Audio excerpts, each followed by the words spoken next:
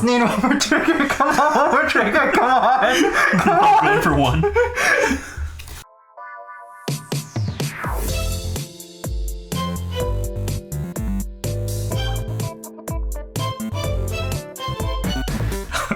Welcome back to Doku Dumpa Cards. Today we have a really cool game. We got Ninja Slayer, the trading card game. So this is actually a trading card game based on the novel series written by American authors Bradley Bond and Philip Ninja Morzez.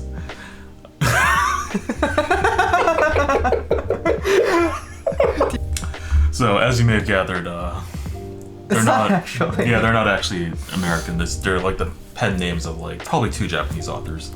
So there's actually been an anime adaptation, and like we haven't actually read the original novels. We just watched the anime. And I gotta say, he made me watch the anime in preparation for this video. It is maybe one of the best shows I've ever watched. Yeah, go watch it. It's one of my favorites too. It's supposedly written by two American authors, but it's like written by Japanese authors. So it's like it's kind of lampooning like American Orientalism, like the way Japan is depicted in like Hollywood movies and stuff. But it is also kind of a love letter to American media. There's a lot of really weird kind of like, not necessarily references, but like the way certain tropes are invoked. That are really, really fun and really rewarding if you're really into that. It's a great show. You guys just need to go see it. We could do a whole video just talking about what we like about it, but we're here to talk about the card game. Yeah. One of the big like selling points of this game is that you can open 5 packs and you'll get an entire deck. Or like, so they don't have like a dedicated starter deck product, you just open 5 packs. Anyway, let's open up one of these packs real quick. Just to show you what's inside. Yeah. So every pack comes with 5 commons, 2 rares, and 1 super rare. So basically you'll notice that there's like this yellow box on each of these cards. These are like, it's kind of like a trigger system. If you've been playing like Duel Masters or like One Piece or Digimon or WeCross, then you're probably like familiar with like these triggers. And basically you're limited to 16 per deck in this game. Basically by only putting them on rares and super rares, they made it so that you can only run up to 16 rares and super rares, which I think is pretty cool. And it also works because when you open 5 packs, 3 each, you get exactly 15 of these triggers, and so that's a legal deck. 40 card deck. Yeah. Actually the decks are kind of different and constructed. You're actually doing 50 card decks for constructed. But like for the pack version, like you're doing like 40 cards. Anyway, the reason why the box is like already partially opened is because I've actually just opened them up and like translated some of the cards so that we can play them. So for those unfamiliar with Ninja Slayer, something that the ninjas do every time they battle is they greet each other. And it would be dishonorable not to greet each other. Yeah. So the game's rules also dictate that you greet your opponent in the ninja style. Do you want to start us off? Domo Autumn desu. Alright, and then the second player responds, Domo Autumn-san, Franken desu. Alright, let's get started. Alright, so starting hand is 4. No mulligans. Yep. I am going first. I'm gonna draw 1 card for going first. Interesting. I'm going to play this card to my ether. It's any card as resource. And pass the turn. Ooh, okay. I'm gonna draw 2, which is the amount that you normally draw. Oh crap.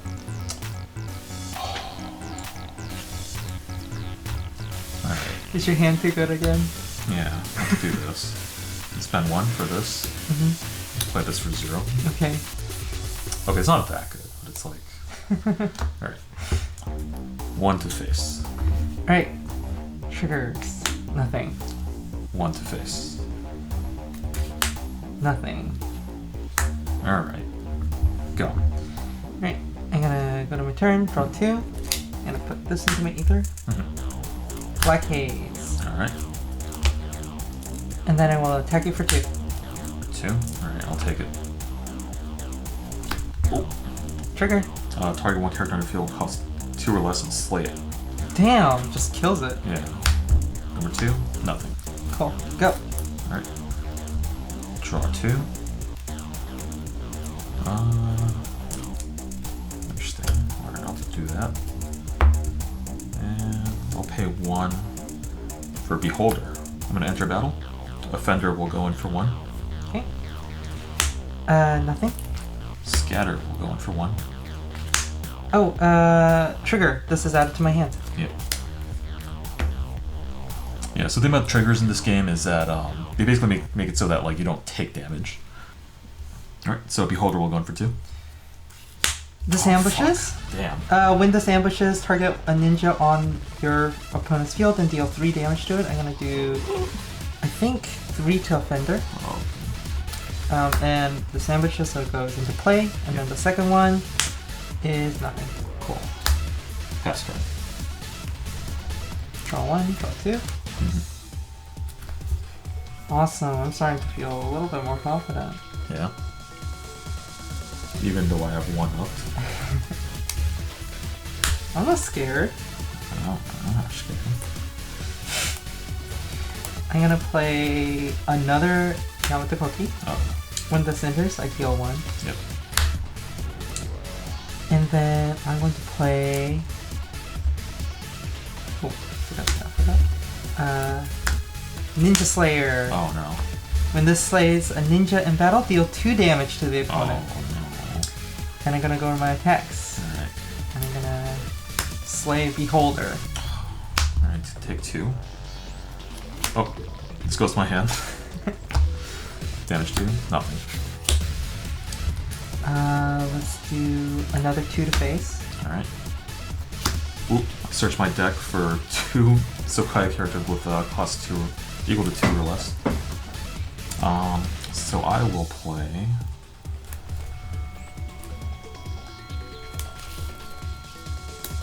Gauntlet.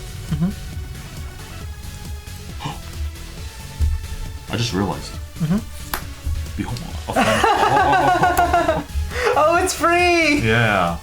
Offender! Oh. This card is cracked, actually. Okay. Yeah. Well, I'm gonna get in with Yamato Koki, and I'm gonna play the first, Kill Gauntlet. what are these again? Clone Yakuza. No, I meant the, Kotodama. Kotodama. Yeah. So basically, there are 2 card types in this game. So there are characters and Kotodama. So basically, characters are basically like creatures, and Kotodama are basically like instants. You can play them pretty much any time you want, including during the attack phase. And so I'm giving Yamato Koki +2/+2 and killing Gauntlet. Alright. Say go. Alright. I'm gonna draw 2. Alright, I'll play that there. Spend 2 for Gauntlet. Ah, come on! So, yeah. So enter battle. Offender will do 3 to Yamato Koki over there.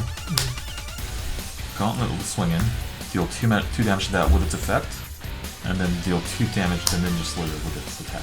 Okay, so it has 2 marked on it. Yep. I'll play Scatter to deal 2 damage to Ninja Slayer to finish it off. For the Magic players out there, you might be wondering why these things are not being hit back. It just doesn't happen in this game. Yeah, when you're doing battle, you only check the toughness of the defender and the power of the attacker. Yeah. It's very interesting. It leads to some really interesting board states like this one. Yeah. Pass turn. Alright, let's get it back together. Ooh, didn't want to draw that, but put this here. I'm gonna pay 2 for Iron Vice. Oh. And 2 for Basilisk. And you know what? I'm just gonna keep going face. I'm gonna go to attacks and go face, yeah. Alright. Nothing. Nothing. 2 more hits. Nothing. Oh no. Go ahead. Oh no, that was 5 damage. You only need to deal 10 damage to win the game. Draw 2. You have 2 cards in hand? 2 cards in hand. Let's see.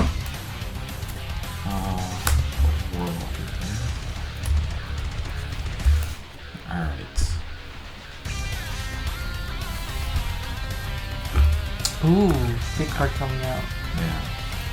Spend 4 for Ninja Slayer. How do I do this? Offender will get in and deal 3 to that. 3 to here, 1 left. Yep. Ninja Slayer will deal 5 to Basilisk. 5 to Basilisk. This dies. And it's going to deal 1 damage. 1 damage by defeating it in combat. Yep. Nice. Okay. Alright, Gauntlet's going to get in. It's going to deal 2 damage to that by effect, which by can kill it. effect. And then it's going to deal 2 damage to you. Okay. 1, 2. Nice. Then 1 face. Come on. Nice. Alright. Yeah, so we're both in the danger zone right there. Alright, go for it. Up. Drawing 2. Oof. A little bit of a rough draw for me here. Put this to my ether. 3, 4. Yamata Cookie. I'm gonna keep going face. 1 to your face. Go to attacks and 1 to your face. When discreets, I'm going to anti-bow. I'm an easy interrupt. Powerful make it, stuff. Yeah, make it attack that. Attack again. To face? Alright. I get a character from cost 2 or less, and from my discard pile, I'll make an ambush. Oh no. You got 2 cards. You got 2 cards in hand? I think I get... Do I just get an Entropy? I think I get Gauntlet. No, I get Scatter again. Okay. Playing safe, I see. Yeah, because you might have something in your hand that can just kill me. Go ahead. Alright. Oh, you don't have anything, huh?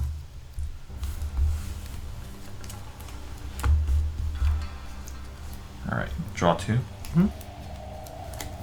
Ooh. Interesting. Okay, I'm questioning whether or not I'll even be able to play this card. Okay. Time is money.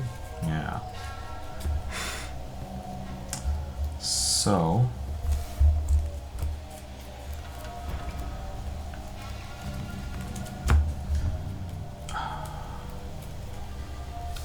Spent 3.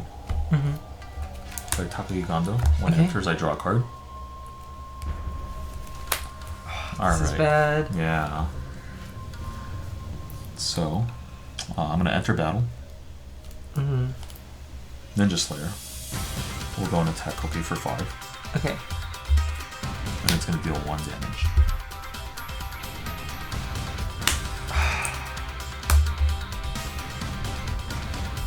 Gondo's gonna go in for 3. Oh, you got something? Let me think here. Yeah. Yeah, I think I have to do this here. Yeah? Slash up, slash down. I'm gonna target 1 or more of your characters and deal 4 damage distributed amongst them. I'm gonna do 3 here and 1 here. Alright. What if I get a +2? No! Here's something good. 1. Okay, well, I still need to survive. Yeah. Let's go ahead and kill Gauntlet. Ninjas must be slain. Yeah. So 1, 2. Are you kidding me? 3 damage here? Oh my god. Just need one more trigger. Come on, one more trigger. Come on. Come on. Going for 1. Oh my gosh. Oh fuck. Alright. I'm gonna target a ninja on the field and slay it. Okay. Choose wisely. Tiger Rumble? Okay.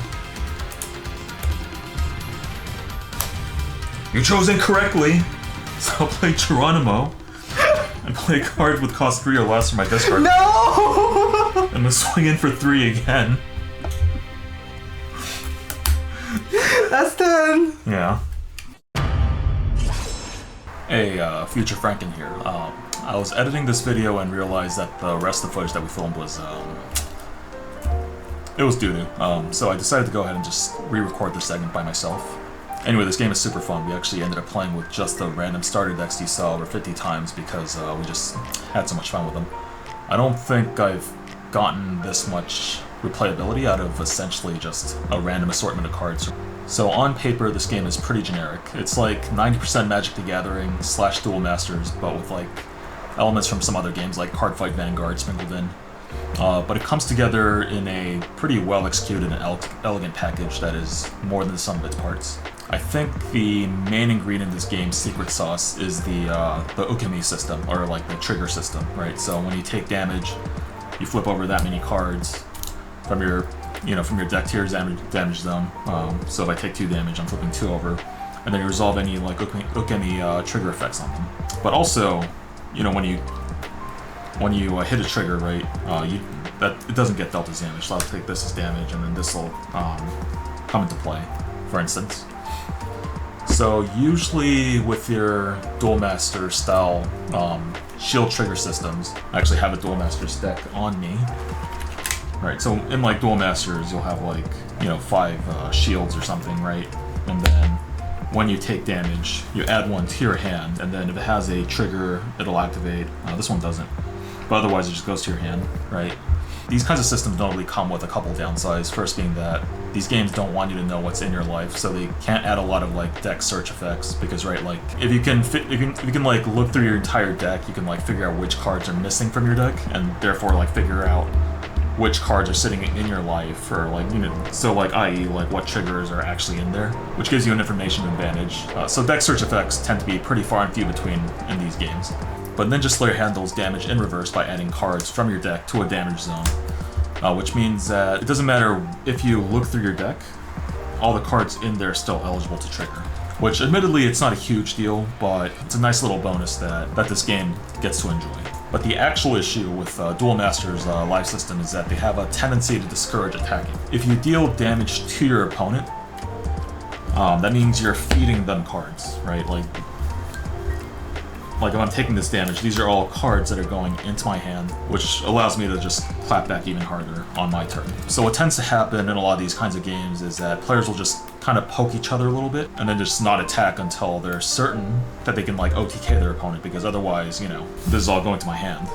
So it can kind of lead to a lot of boring games. I know they have like various fixes for this issue, but like, it is a problem inherent to the system.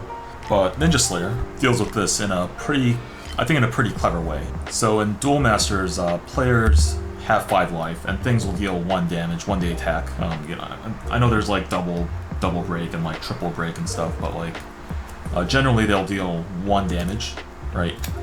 But in Ninja Slayer, you get 10 life, which is essentially twice the amount of life as in Duel Masters. And things generally deal an average of like 2 damage, which is again twice as much as Duel Masters. So proportionately it's kind of the same, except everything is double, right? So you're flipping over more cards per attack, so you're essentially doubling the chances of a player hitting a trigger when they get hit. So back to Duel Masters. When a thing successfully attacks, it is guaranteed to do damage, whether or not it hits a trigger afterwards. So like a unit with double breaker like this one is just guaranteed to do 2 damage. And this sort of absolute certainty is what makes it relatively easy for players to set up checkmates in Duel Masters. But again, in Ninja Slayer, when you hit a trigger, the damage doesn't stick. So you basically don't know how much damage you'll do until you actually start swinging at your opponent. So there's very little incentive to just dirtle around and just not deal damage. Future Franken here. I kinda got lost in the sauce explaining multiple things at once, but basically my point here is that since you don't know how much damage you'll do until you actually start punching your opponent, and shield triggers happen so often that OTKs are unreliable, there's actually no point in just holding back your attacks, so the game constantly encourages forward momentum. I also think the inclusion of Kotodama cards or instances is actually it's a truly inspired decision. Instance being effects that you can activate during your opponent's turn or whenever, at will. Typically games with Duel Master style triggers either just don't have off-turn card play or severely limited, usually just combat tricks, right? Like if something's swinging at you, you like pump your thing's power to help it survive or make it so that you don't take a damage or whatever.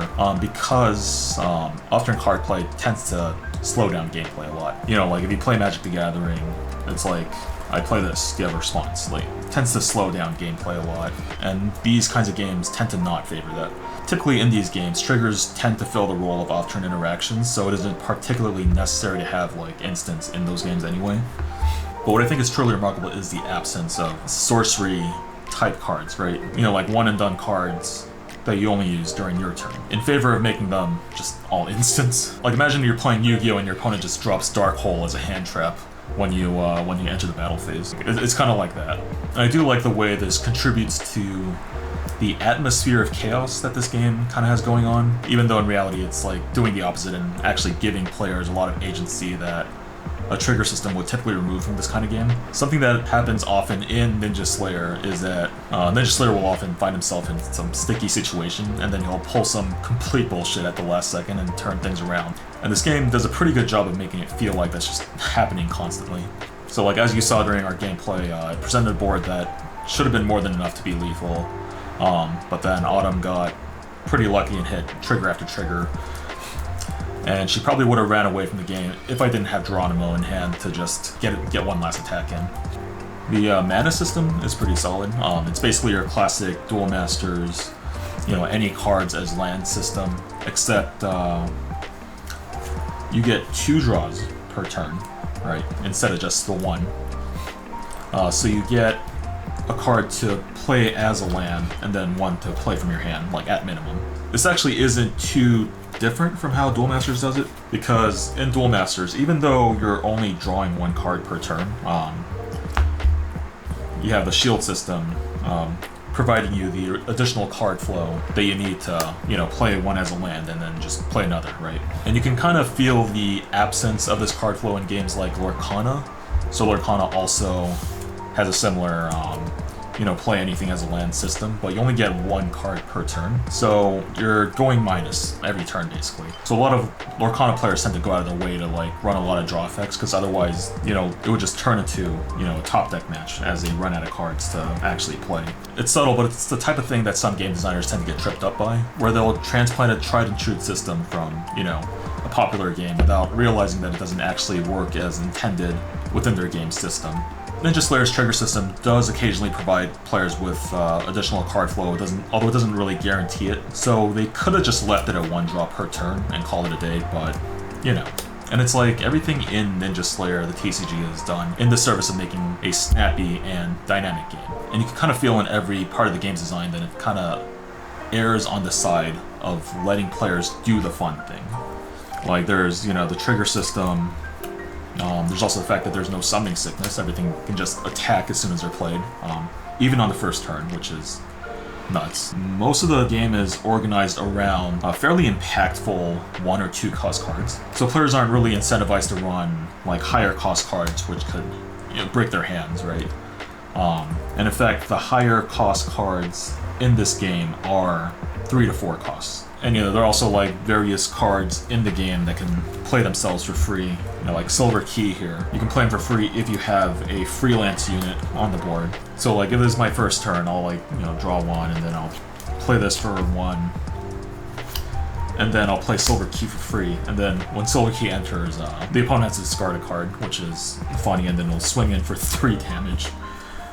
And then this will swing in for 2, and then I can potentially deal 5 damage before my opponent even gets a turn. And then you'll have like your 0 cost cards, like like your clone Yakuza, which actually draws you another card for every other clone Yakuza on the field. So you can like drop this, draw a card, drop this, draw 2 cards, drop this, draw 3 cards, and for 0 mana basically. These cards actually wreaked havoc on the metagame for a while before they were routed. There's actually also a secondary resource mechanic, which you didn't see in our gameplay video, but it's basically like counterblasting like in Vanguard. So like for example, if I have like these in damage, so I can activate this Jitsu ability for 3, so I counterblast 3, and then I can add a Survivor, my discard pile, to add to my hand. This game kind of lets you do a lot with your cards. I've even seen some videos where players will just straight up play 3 mana and then just stop there, because that's just enough.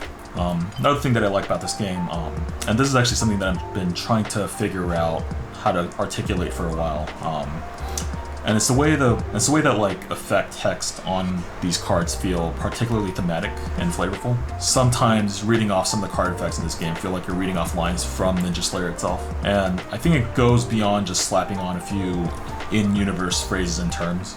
And I mean, like, this game does that too, like it does it a lot actually, but it kind of goes beyond that, and I've been thinking about it for a while, and I think it has to do with the way that dialogue is written in the source material, where they kind of do this thing where like all the characters seem to share the same vocabulary. So like a bunch of different characters will repeat like very specific phrases over and over, as if they all share the same speaking voice. Ambush. Ambush. Ambush. Ambush. Inga oho. Inga oho da na. Inga oho. Namu amidabutsu. Namu amidabutsu. Namu amidabutsu. And like I brought this up with Autumn actually, and she described it as a representation of Jungian super consciousness, which I think is pretty funny. And it's kind of like how language in card games is constructed. Right, because card games demand consistency in their vocabulary because, you know, like, you want to use the same terms because you want players to know what they mean, right? Instead of spending unnecessary time just figuring out what words mean. So, it wasn't that, like, this game is particularly flavorful, which it also is, but it's more like Ninja Slayer as an IP is particularly well-suited to being turned into a card game. Like, basically, it was the other way around. Just a fun thing that I wanted to point out. I know this means like nothing to 90% of you. Anyway, the game launched in July last year, and then they dropped Set 2 a month later, and then there just hasn't been anything since, except a random promo card that they released out of nowhere a few months ago. But despite that, this game is actually pretty active, in Japan of course, and as far as I can tell, the scene is still growing, which is pretty nuts for a game that hasn't had a new set in like a year. There's an official Ninja Slayer Discord, and they actually hold it's for fans of the original work, and they hold weekly tournaments for this game. Though it is paywalled, so I haven't been able to like look inside and see what they actually do in there, but they do post winning deck lists regularly on Twitter, so I know that they're actually like playing in there, but like, you know, I don't know like what numbers are actually like. There's also a pretty consistent local scene in at the Yellow Submarine in Shinjuku, and the regulars in the Shinjuku scene actually started up their own YouTube channel where they upload gameplay videos on YouTube. So I'll leave a link to that in the description down below for those interested. Highly recommend this game if you're looking for something fun and easy to keep up with. As of this writing, booster boxes for this game go around 3,000 yen, or around like $20 US on Amazon JP, and each booster box actually guarantees at least one copy of every card, so buying 4 boxes of any set just gives you a play set of everything. But really, just you can get away with just buying 1 box because it's a pretty good amount of gameplay in 1 booster box. So the game's publisher, TCG Core, actually dropped an official English translation of the game just out of nowhere a couple months ago, and you can find that on their official website, which I will also link to in the description below. Also recently, they announced that Kiseki TCG, that's one of their other games, is getting an official English release, and Caster Chronicles, that's another one of their games, is being re-released in English after dying in like 2018. So maybe there's hope for Ninja Slayer as well. I mean, probably not, but who knows. Would be cool though. This is future Franken here. So the night before this video is supposed to go up, they just announced that Set 3 plus an official English version of the game is going to be released by the end of the year. So Boy, was I wrong about that. But yeah, I think this is a really good game. It's not particularly innovative, right? Like, it's pretty... It is pretty derivative of like other games. Largely treads tried and true ground, but it combines and reconfigures elements from established card games in pretty novel and interesting ways. And I think it really nails the execution, so I really hope more people give it a shot. But yeah, that's the end of the video. If you like what you saw, please give the video a like and consider subscribing if you're interested in learning more about cool little card games like this. Also, join our Discord, link below. It's kind of inactive at the moment, but I've been wanting to start up a little community for discussing less popular, obscure TCGs and card games like this. Thanks for watching. Bye!